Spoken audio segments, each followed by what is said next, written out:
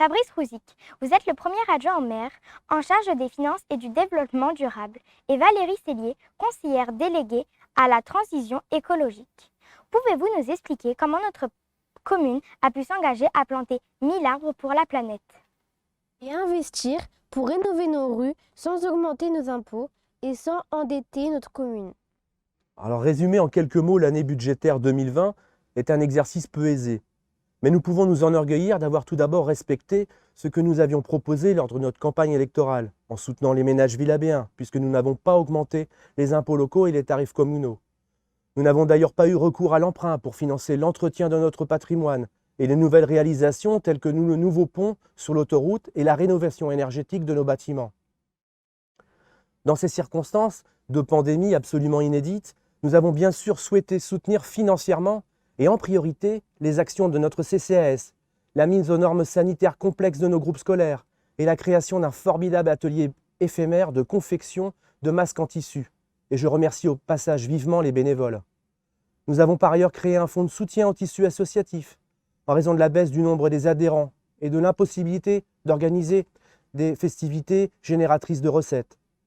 Nous avons réussi à concrétiser un projet cher à notre équipe, en proposant pour la première fois un budget participatif de 80 000 €. Le résultat de cette consultation sera annoncé à la fin du mois de janvier. Enfin, et parce que nous estimons que le financement d'un développement durable apaisé est essentiel à notre territoire, nous soutenons de nombreuses réalisations en matière de transition écologique. Mais je vais laisser le soin à Madame Valérie Sellier, conseillère municipale déléguée, de vous expliquer en détail les importantes réalisations en cours. Après l'inauguration du verger pédagogique début mars 2020, les actions en faveur de la transition écologique se sont poursuivies selon la même dynamique que la mandature précédente. Parce que récupérer l'eau de pluie est à la fois une pratique écologique et économique, nous avons fait l'acquisition de 4 récupérateurs d'eau qui seront installés à la maison de l'enfance et au cimetière dans les tout prochains jours. Végétaliser nos quartiers en plantant 1000 arbres était l'un des axes prioritaires de la mandature. Fin octobre, les 100 premiers arbres ont été plantés à proximité du 3e pont. Ce grand projet contribuera ainsi à introduire davantage de biodiversité sur notre commune, tout en réalisant une protection naturelle contre la pollution. Enfin, nous venons de lancer une étude de faisabilité visant à aménager les bords d'Essonne en un parc ouvert au public et en jardin partagé. Vous le voyez, l'année 2021 est déjà lancée. Isabelle Wirth, vous êtes adjointe au maire en charge du scolaire, du périscolaire et de la santé. Comment s'est déroulée l'année 2020 ? Le point phare a été les rentrées scolaires 2020. Je dis bien les rentrées, avec celle de mai, lors du premier déconfinement partiel, celle de septembre et enfin celle de novembre 2020, période du second confinement. Toutes ces rentrées ont été marquées par de nombreuses règles sanitaires permettant d'éviter la Covid-19, comme par exemple les gestes barrières, la distanciation des élèves, le lavage des mains, etc. Au terme d'un travail partagé avec l'Éducation nationale et les enseignants, la municipalité a mis en place un environnement sécurisé, conforme à chaque protocole en vigueur. Je résumerai 2020 par 2 mots, urgence et sécurité sanitaire. Urgence. En effet, il a fallu attendre les dernières versions définitives des protocoles fournis, souvent à la dernière minute, pour configurer les salles, les lieux d'activité, les lieux de restauration, afin de trouver des solutions les meilleures possibles pour accueillir les enfants.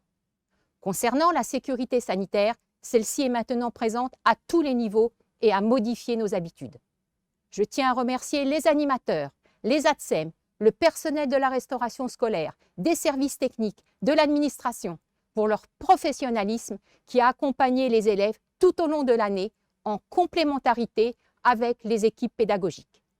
Je terminerai en disant que 2020 a été l'année du changement du monde éducatif et de la santé, en espérant que 2021 soit l'année où les moyens de lutte montreront leur efficacité. Dans cette attente, je vous souhaite à tous la meilleure année possible. Thierry Gaillochon, vous êtes conseiller délégué à la citoyenneté. Que pensez-vous mettre en œuvre et avec quels participants ? C'est pour moi un nouveau challenge. Dès la rentrée de septembre, j'ai pu organiser avec les services et les élections des jeunes conseillers enfants et avec monsieur le maire Karl Dirat, nous avons pu leur remettre leur écharpe. À cause de la Covid-19, nous n'avons pu tous les réunir et c'est en visioconférence que nous les avons rassemblés. Ils sont très motivés. J'ai pu aussi faire connaissance avec les nouveaux conseillers sages avec qui nous allons œuvrer pour la commune. Comme au projet d'action citoyenne, ils sont très nombreux. Organiser, sensibiliser par exemple nos concitoyens au ramassage des déchets. Comme par exemple en Suède où ils pratiquent le plogging, en ramassant les détritus lorsqu'ils pratiquent leur jogging. Une charte de bonne conduite pourrait aussi voir le jour, ainsi qu'un trophée remis pour la mise en place d'une initiative originale. En conclusion, vouloir améliorer la ville, c'est avant tout l'entretenir et c'est être citoyen. Monsieur Patrick Assaïm, adjoint au maire chargé des affaires sportives et des associations, quelle action avez-vous menée dans vos domaines?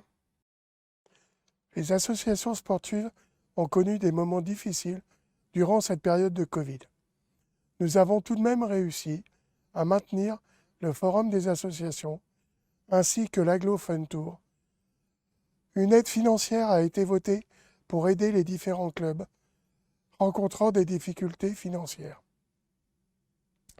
Enfin, Villa B est labellisée Terre de Jeux 2024 car, comme vous le savez, la France organisera les Jeux Olympiques en 2024. Bonne année à toutes et à tous. Céline Nestas, en tant que conseillère déléguée aux affaires culturelles, qu'avez-vous fait d'innovant concernant la culture malgré les conditions de cette année? Nous avons pu maintenir la fête de la musique et avons innové à cette occasion. Elsigne Rigord a déambulé sur un camion aménagé dans différents quartiers de Villa B afin d'aller à la rencontre des citoyens. Nous avons ainsi pu conserver cette belle fête tout en maintenant les distanciations. Nous avons également mis en place des spectacles sur le Facebook de la mairie avec des différents artistes, tous aussi talentueux les uns que les autres, pour conserver des moments conviviaux et culturels, mais également conserver le lien avec tous. Nadia Liaoui, vous êtes adjointe au maire chargée de la communication de la petite enfance, de l'enfance et de la jeunesse. Quelles actions avez-vous mises en place pour les Villabéens dans vos délégations? Durant le premier confinement, nous avons maintenu notre communication en dématérialisant le magazine municipal, le Villa B Eco du mois d'avril.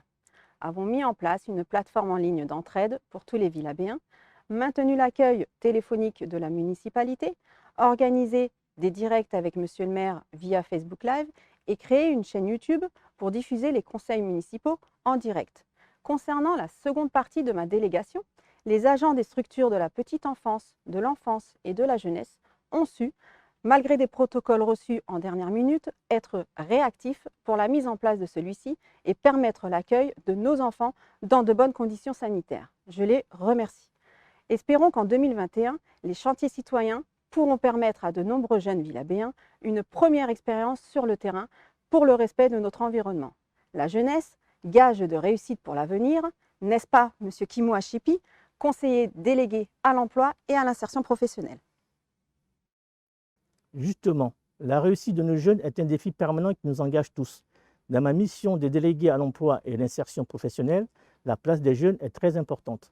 Ainsi, je compte créer des liens privilégiés et renforcés entre la commune et Dynamique Emploi pour ce qui est de l'insertion des jeunes de 16 à 25 ans, mais aussi créer des liens privilégiés avec d'autres associations qui vont apporter une aide complémentaire. Je pense à cela, à l'association Un Stage pour Toi 91, qui aide les collégiens à trouver un stage de découverte en troisième et qui aide aussi les lycéens en bac professionnel et les élèves en BTS à trouver une entreprise pour la réussite de leur alternance. L'insertion pour moi dans le monde du travail se prépare dès le jeune âge. Certes, c'est l'affaire des parents, mais aussi de la collectivité.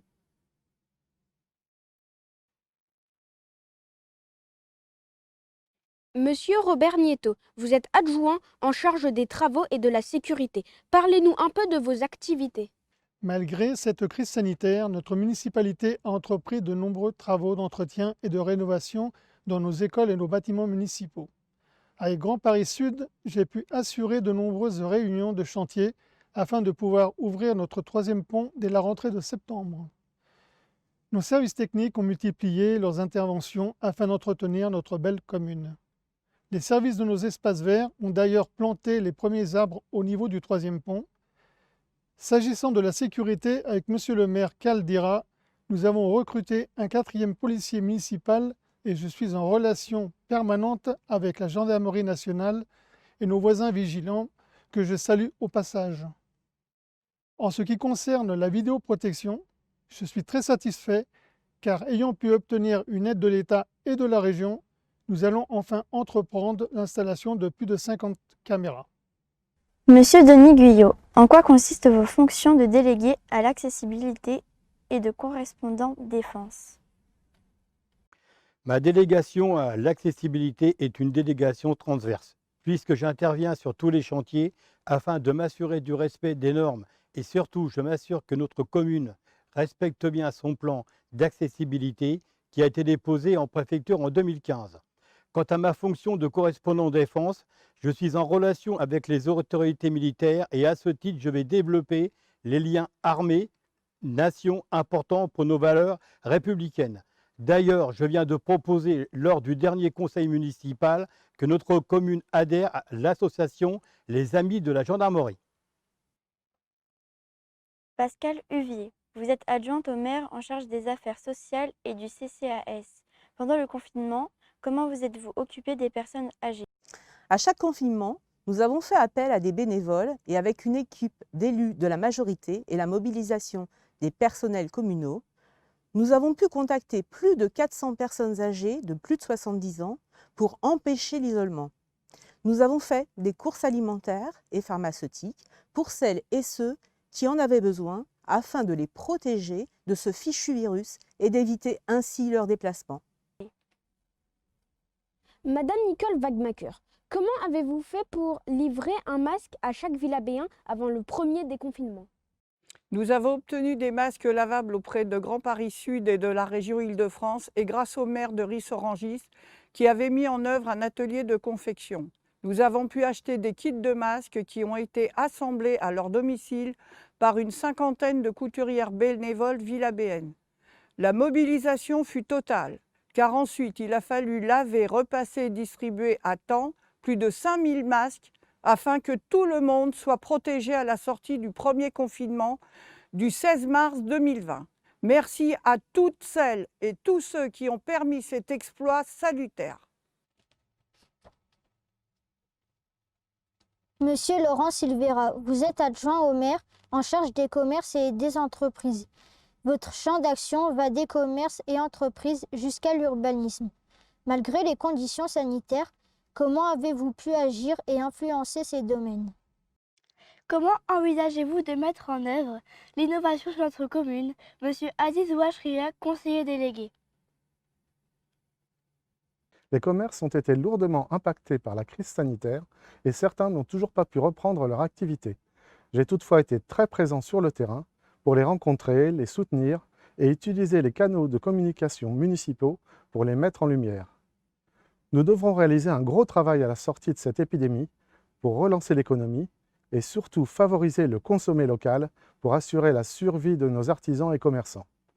J'ai d'ailleurs initié l'association des commerçants qui devrait voir le jour très prochainement. Quant à l'urbanisme, ce début de mandat était très riche et actif. En termes de logements sociaux et intermédiaires, en 2020, 2 programmes ont vu le jour, au Linotte et sur l'île de la Papeterie d'Arblay. Ces logements nous permettront de répondre aux exigences de la loi Allure et du Flot, et surtout aux besoins des villabéens. Parallèlement, des demandes privées nous ont été soumises, que nous avons dû étudier, contrôler et réguler pour éviter une surdensification au cœur de Villabé. Enfin, nous conduisons actuellement la révision du plan local d'urbanisme afin de mieux définir et protéger les espaces disponibles sur notre commune. Celle-ci, de par son positionnement et sa configuration village, est très attractive et notre action sera de canaliser toutes ces nouvelles demandes tout en répondant à celles de nos concitoyens. L'innovation permet de progresser et d'améliorer ce qu'on possède déjà. Cela va commencer à Villabé par l'utilisation du BIM pour la construction de notre future école.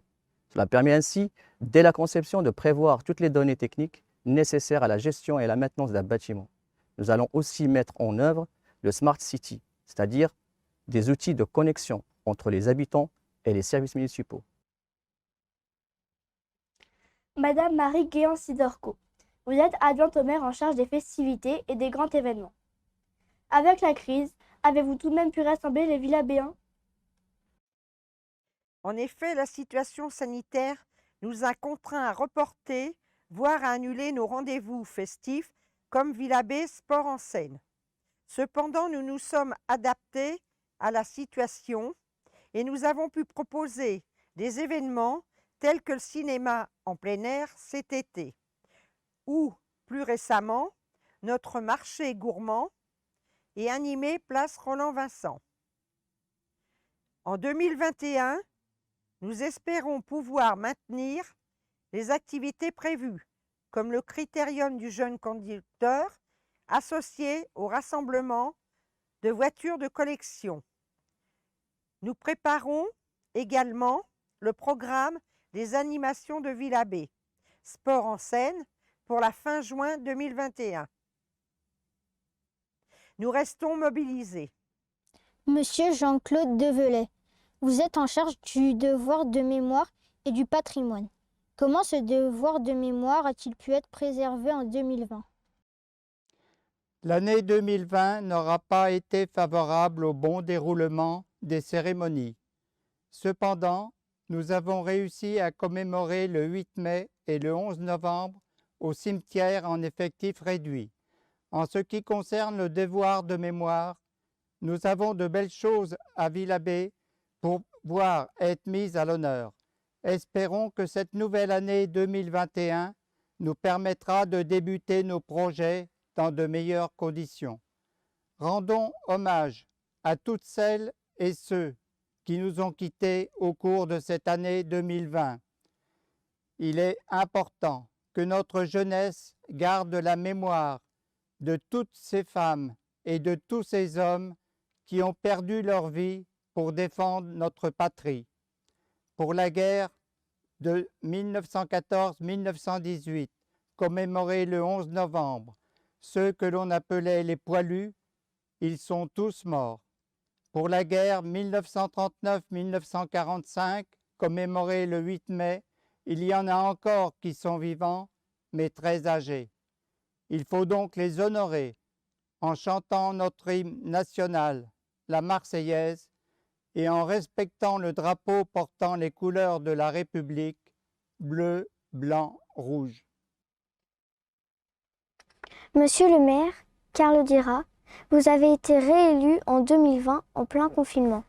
Comment avez-vous géré cette crise? Nous aurions dû être rassemblés, nous aurions dû partager un moment convivial ensemble pour célébrer mes septièmes vœux du maire. L'année dernière, nous n'étions pas masqués. Il n'y avait pas la Covid-19 et il n'y avait pas eu toutes ces disparitions, toutes ces contraintes qui obligent tant d'entreprises, tant d'êtres humains à devoir s'adapter. L'année dernière, nous étions en période électorale et j'étais tenu à une réserve républicaine. Cette année, avec mes amis adjoints au maire et conseillers municipaux, je vais sans aucune réserve vous parler de nos ambitions communes pour 2021 et vous donner aussi quelques indications sur la gestion de cette crise.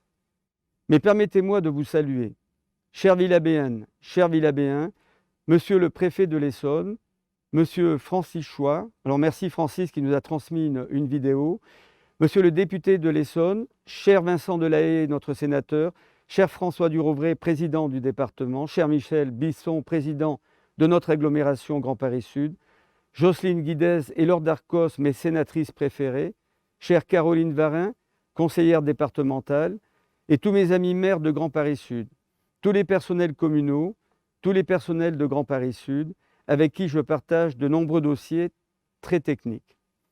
Je n'oublie pas non plus les équipes de Rambouillet, où j'exerce toujours une activité professionnelle au Centre interarmé du soutien des équipements du commissariat. En cette nouvelle année, je tiens tout particulièrement à saluer tous les soignants, toutes celles et ceux qui, dans cette chaîne de solidarité, ont lutté et luttent toujours contre la Covid-19. Je salue aussi nos pompiers, nos gendarmes, nos policiers, nos soldats, notre police municipale, nos postiers, nos livreurs, nos commerçants. J'ai une pensée aussi pour tous nos entrepreneurs, nos commerçants, nos artisans qui font vivre notre belle commune. Une pensée pour toutes nos associations, toujours bien ancrées dans notre commune. J'ai aussi une pensée pour toutes celles et ceux qui nous ont quittés en 2020.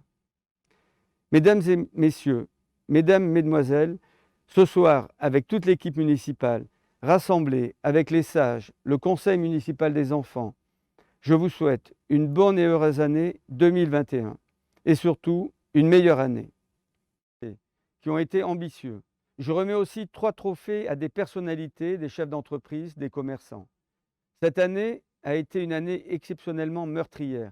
Aussi, nous avons souhaité, étant seuls derrière nos écrans, ne pas organiser de cérémonie des trophées. Même si certains ou certaines d'entre vous le méritaient. Nos soignants, toutes celles et ceux qui ont contribué à cette chaîne de solidarité pendant le premier confinement.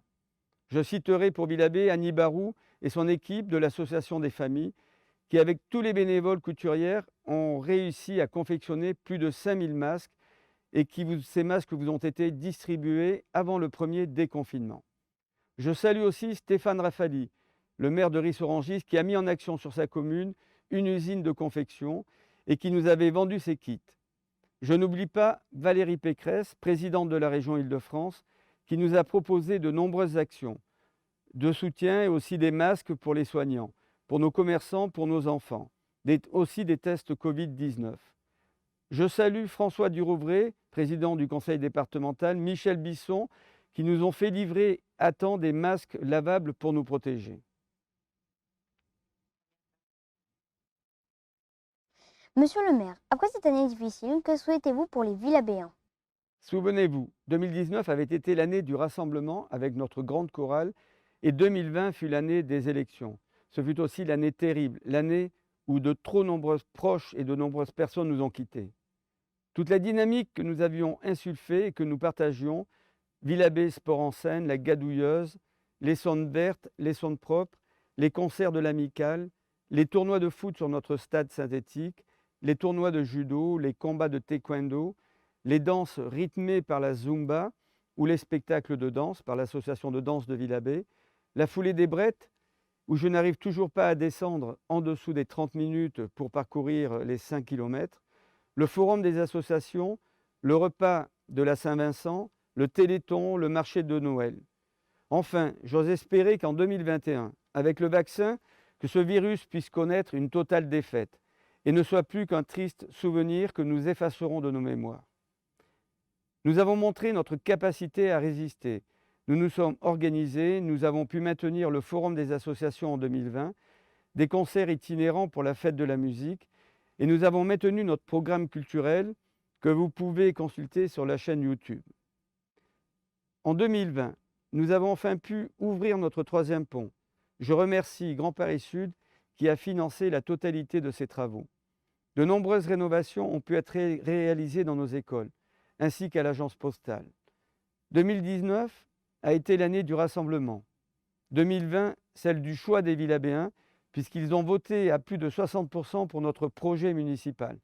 Mais 2020 a été l'année de la pandémie et des attentats, odieux, dont celui de Samuel Paty et des Niçois dans cette église. Alors je souhaite que 2021 soit l'année de la guérison pour cette pandémie et l'année de l'ambition partagée pour tous les Villabéens. Cette ambition, nous la partagerons avec la mise en action des projets qui seront choisis pour le budget participatif. C'est historique. 80 000 € ont été mis à votre disposition afin de choisir une action que vous avez vous-même proposée pour ce vote. Une fois que les mesures sanitaires seront plus souples, je reviendrai vers vous dans vos quartiers pour vous rencontrer, vous écouter. Et je ne conçois pas la politique autrement, différemment. Pendant cette pandémie, j'ai gardé le contact en organisant des Facebook Live. Je poursuivrai ce type de rendez-vous. J'envisage, afin de réaliser des économies substantielles, de supprimer ou de limiter le nombre de lettres du maire. Vous recevez déjà beaucoup trop de prospectus. Alors, avec Nadia Liaoui, chargée de la communication, de la petite enfance, de l'enfance et de la jeunesse, et le service communication, nous travaillons à de nouveaux modes de communication. D'ailleurs, le site de la mairie sera rénové, plus facile d'utilisation et plus dynamique. S'agissant de la transition écologique, comme vous l'a expliqué Valérie Sellier, celle-ci est désormais au cœur de notre ADN. Plus de 1000 arbres seront plantés d'ici 2026.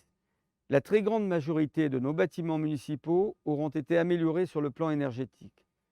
Nous avons aussi sélectionné un architecte pour notre futur groupe scolaire qui sera implanté au Coudras, à proximité immédiate du gymnase du Bras de Fer. Je remercie les services de Grand Paris Sud qui nous aident sur ce projet. Comme vous le savez, Villabé est une des 23 communes de Grand Paris Sud. Avec tous les conseillers communautaires et les 22 maires de Grand Paris Sud, nous avons participé à des ateliers thématiques afin de conforter notre projet de territoire de notre agglomération. Nous avons vécu des fêtes de fin d'année inédites. Pour la première fois, ces moments précieux où nous retrouvons nos proches et leur témoignons notre affection se sont déroulés sous l'égide de la restriction. Elles symbolisent ce que l'année 2020 nous a imposé, à savoir des contraintes pas toujours comprises et des efforts considérables à réaliser. Malgré tout cela, j'espère que ces fêtes se sont passées au mieux pour chacun d'entre vous. Formulons le vœu que l'année 2021 soit celle où nous sortirons définitivement de la crise actuelle pour retrouver pleinement nos libertés et enfin nous retrouver très souvent. Alors bonne et heureuse année, meilleure année 2021 à toutes et à tous. Et j'invite tous les conseillers municipaux, les conseillers des sages et puis tous les adjoints maires à me rejoindre. Nous allons chanter la Marseillaise tous ensemble et je vous souhaite à toutes et à tous une bonne et belle heureuse année 2021. Bonne année 2021.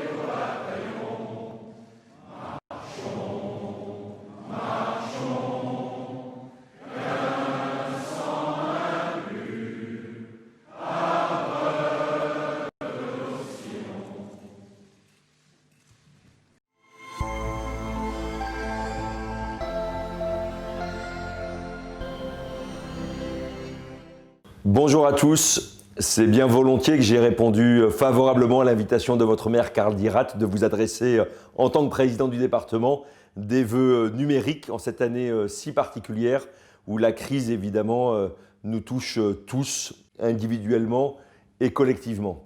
Mais peut-être cette crise a-t-elle au moins le mérite de nous rappeler l'importance des biens communs. Ces biens communs, ce sont la santé, l'éducation, la sécurité, l'environnement, des sujets sur lesquels en fait les collectivités publiques, qu'elles soient communales ou départementales, agissent au quotidien pour vous protéger, pour améliorer votre vie quotidienne. Et je peux vous dire que votre maire Karl Dirath, l'ensemble de l'équipe municipale de Villabé est très mobilisé pour solliciter à chaque fois que nécessaire le soutien du département pour mener à bien ces projets. Aux côtés de vos élus municipaux et au nom de tous les élus du conseil départemental de l'Essonne, je veux à mon tour vous adresser mes vœux les plus chaleureux de bonne année 2021. Chères Villabéennes et Villabéens, malgré la dureté du confinement qui nous éprouve toutes et tous, je vous souhaite une bonne année 2021.